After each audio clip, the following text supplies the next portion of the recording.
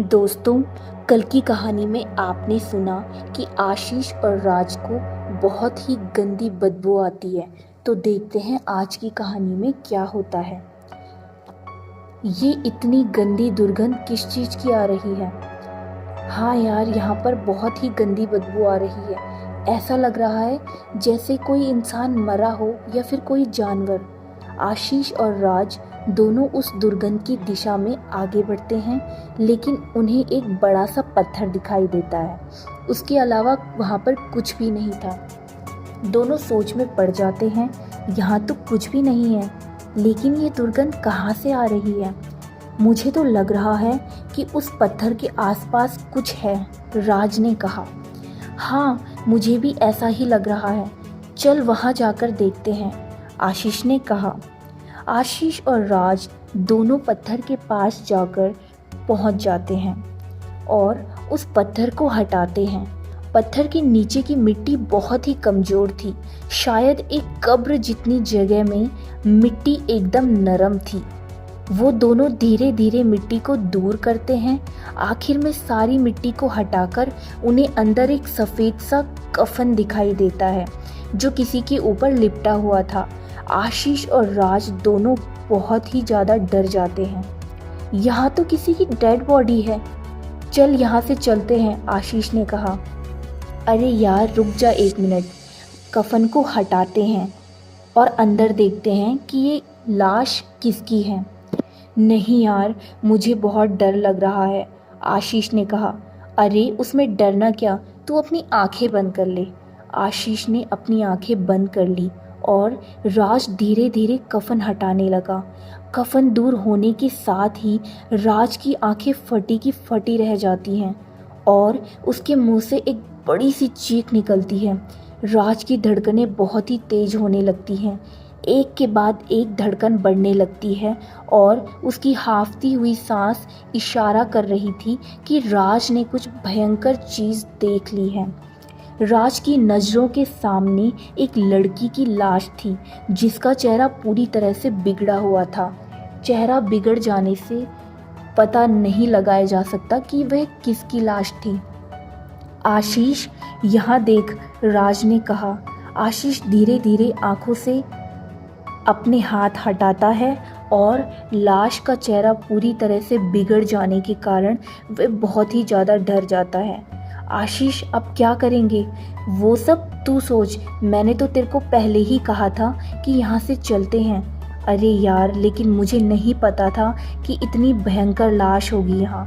एक काम करते हैं, इसको यहीं पर दफना के हम वापस चलते हैं। नहीं, इस लाश को फिर से दफनाने से अच्छा है हम इंस्पेक्टर रणवीर सिंह को बताते हैं, वो अच्छा रहेगा, आशीष ने कहा। आशीष ने रणवीर सिंह को कॉल करके पूरी बात बताई और रणवीर सिंह यह बात कॉलेज में किसी को ना पता चले यह कहकर कॉल काट देते हैं। आशीष और राज थोड़ी दूर पर खड़े हो जाते हैं। वो दोनों लाश के बाजू में उल्टे घूमकर खड़े थे। दोनों ने अपनी नाक में उंगलियां लगाई हुई थी क्योंकि वहाँ पर बहुत ही गंदी बदबू आ रही थी। तभी रणवीर सिंह और गोटलेकर वहाँ पर पहुँचते हैं। वे दोनों लाश को देखकर बहुत ही भयभीत हो जाते हैं और वहाँ पर बहुत ही दुर्गंध आ रही थी, इसीलिए वे आशीष और राज को थोड़ी दूर खड़े होने के लिए कहते हैं। इंस्पेक्टर रणवीर सिंह और गोटलेकर कॉलेज में आए हैं, इसके बारे में किसी को नहीं पता था। गोटलेकर, इस लाश को 2-3 दिन पहले ही दफनाया गया है, ऐसा लग रहा है, क्योंकि बहुत देर तक अगर लाश कब्र में होती तो उसकी हड्डियों के अलावा यहाँ पर कुछ नहीं मिलता, लेकिन इसके सभी अंग ठीक हैं, सिर्फ इसका चेहरा बिगड़ा हुआ है।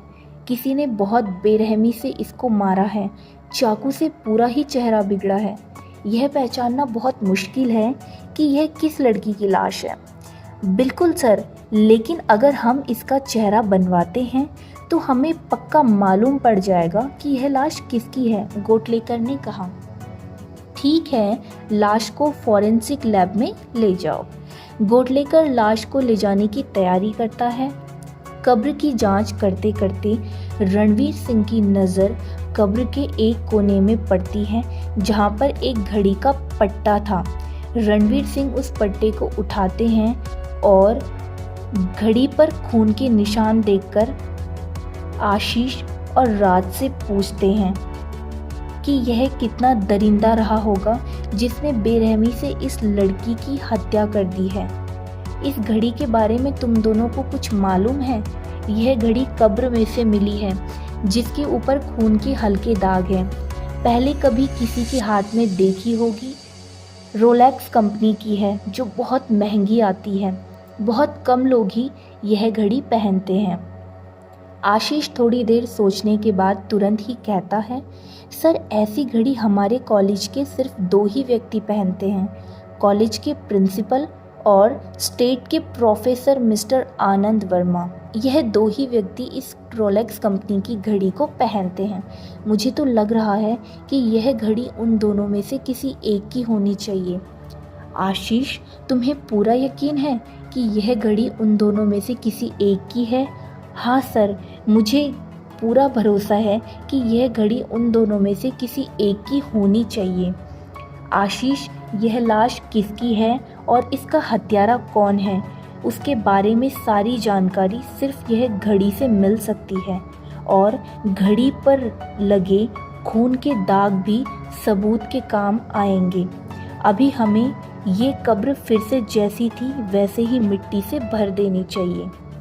रणवीर सिंह के कहने पर आशीष और राज रणवीर सिंह के साथ मिलकर कब्र को फिर से मिट्टी से भर देते हैं और वहाँ कुछ हुआ ही ना हो उस प्रकार से निकल जाते हैं। तो दोस्तों, इसके आगे क्या होता है यह मैं आपको कल की कहानी में सुनाऊंगी।